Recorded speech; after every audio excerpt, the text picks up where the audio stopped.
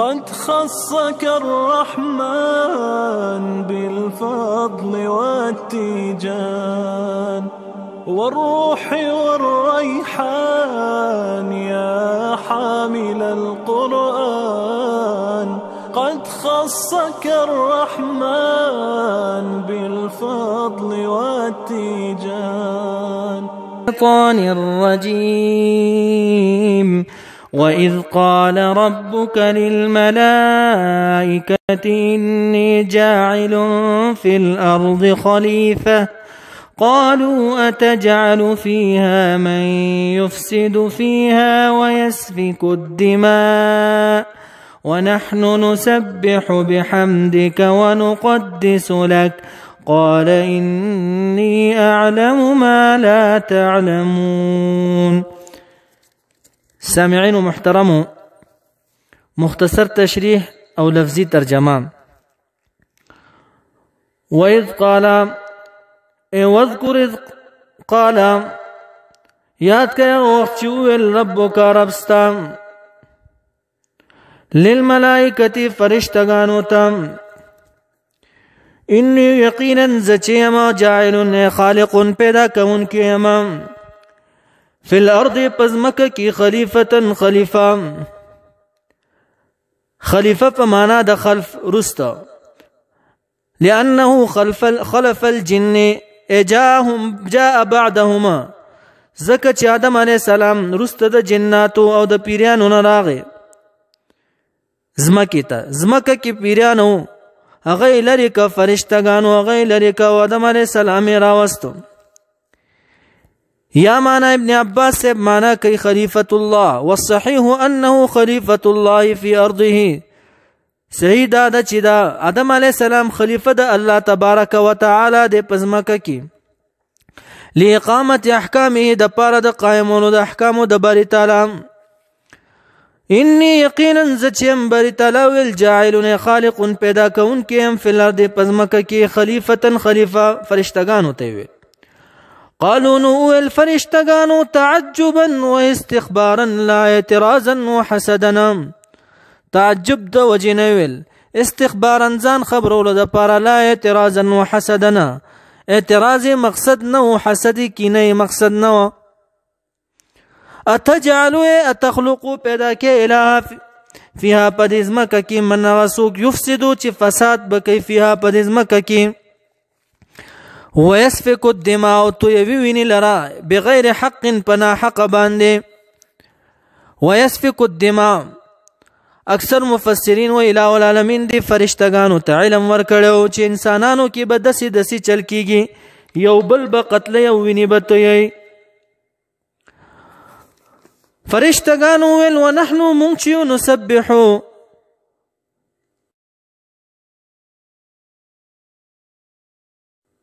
نسبح ذاتك تسبيح ويد ذات ستا بحمدك سرد حمستا. تسبيح سمانا تبعيد الله عن سوء. إله العالمين دا ابنا او دا بدينا لريك ولا. قال الحسن نقول فرشتگانو ويلچمو سبحان الله وبحمده. ابو ذر رضي الله تعالى عنه مبارك فرمائي رسول الله صلی الله علیه وسلم سئل تپوس کړي شو ای الکلام افضل قال ما اصطفى الله لملائکته غچ غره کړي بری تعالی د فرشتگانو د پاره او لعباده یا بندگانو د پاره هغه کوم یو کلمه ده سبحان الله وبحمده. نو فرشتگانو ویل نسبحو نسبحو ذاتک تسبیح ومن د ذات ستا بحمدک سرد حمستا ونقدسو پاکی بیانو لکا تعالی را یا الله. یا مانا ونقدسو لکا نصلی لکا موسکو تعالی را. قالا نوئل بری تعالی انی یقینا زچم اعلم علم لرما ما پاغس لا تعلمون چې تاسو علم نه لرئ. یعنی د آدم علیه السلام په اولاد کې به داسې پیدا شي چې زما به اطاعت کوي او عبادت به زما کوي من الانبیاء والاولیاء والعلماء چې انبیاء به او اولیاء به علما به. بعض مفسرونو دا معنا کړی دا ان فیکم فرشتگانو پتا سو کې من یعصینی هغه څوک دی چې زما بنا فرمانی کوي او هو ابلیس چې دا ابلیس دی. بعض مفسرونو ویل چې د دې په اولاده کې به داسې اولاد پیدا کوم چې هغه به گناهونه کوي بیا به بخنه غواړي وانا اغفر لهم زب ورته بخنه کوم. اوس الہ العالمین د انسان د بنی آدم فضیلت بیانې خی تاسو ته. وعلم اخذ الادم آدم علیہ السلام تعالی اسماء نمونه د شیزونو نمونه د مخلوقات. مجاهد رحمه الله وی امام قتاده رحمه الله علمه اسم الكل شيء حتى القصعه اخذ البری تعالی آدم علیہ السلام ته نمونه د ټول سيزونو حتی تر کاسی پورې مخودل. ربيع ابن انس سے وایي چې اسماء الملائکه نمونه د فرشتگانو ورته خودل چې جبريل عليه السلام دی، میکائیل عليه السلام دی، اسرافیل عليه السلام دی وغیرہ. او بعضی مفسرین وایي چې اسماء ذریته نمونه د اولاد د دلارم. بعضی وایي ان الله عز وجل علم آدم جميع اللغات الله تبارک وتعالى آدم علیہ السلام ته ټول لغات خودل یعنی جبه خودل ورته ټول. ثم تكلم كل واحد من اولاده بیا خبرې کوي هر یو د دې اولاد د دینه بلغت په جبه سره. فتفرقوا في البلاد پس خواره شو دی په خاریه کې هر یو ځان ته یو جبه خوخه کا. اوس اولادای سوک یو جبوي سوک بل جبوي. سودی سیب د ابن عباس سیم نه روایت کوي چې وعلم آدم الاسماء انا مراد نمونه د اولادی د دی و الدواب او د زناور نمونه ورته خودل. فقيل پس ورته وی شو هذا الحمار دا خرد هذا الجمل دا اخت هذا الفرس دا اسد.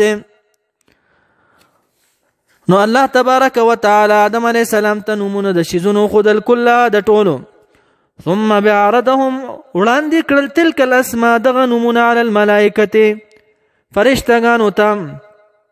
فقال پس ویل باری تعالی انبئونی منا اخبرونی خبر را که ماته فرشتگانو انبئونی اخبرونی خبر را که ماته باسماء هؤلاء پنومونو دغه شیزونو ان کنتم کچره تاسو صادقین رشتینی. ابن مسعود سے وی ان بنی آدم یعنی صادقین رشتینی چې په دې خبره کې ان بنی آدم یفسدون فی الارض یقینا چې دا بنی آدم با فساد کوي پزماکه کې ويسفكون الدماء وین لرا. نو ان کنتم صادقین کچره تاسو نو د دې نمونه خیماتا. قالو جواب کې فرشتگان وی قالون ویل فرشتگانو سبحانك تسبیح ویو مونږه په تسبیح ویلو سره کا تعالی را. سبحانك تسبیح ویو په تسبیح ویلو سره کا تعالی را الہ لا علم لنا نشته علم مونږ لرا الا مگر ما غسا علمتنا چې خودنه کړي تا مونږ ته انك یقینا تچ الہ انت العلیم پوی ذات الحکیم خوند حکمت هر یو کار کې ستا حکمت ته. قال نو البری تعالی یا آدم و آدم علیہ السلام اخبر خبر ورکهم دی فرشتگانو ته بیا اسمائهم په نومونو دغه شیزونو دا مخکې چې کوم بیان شو. فلما پس هر کله انبا چې خبرې ورکړو هم دی فرشتگانو ته بیا اسمائهم په نومونو دغه شیزونو.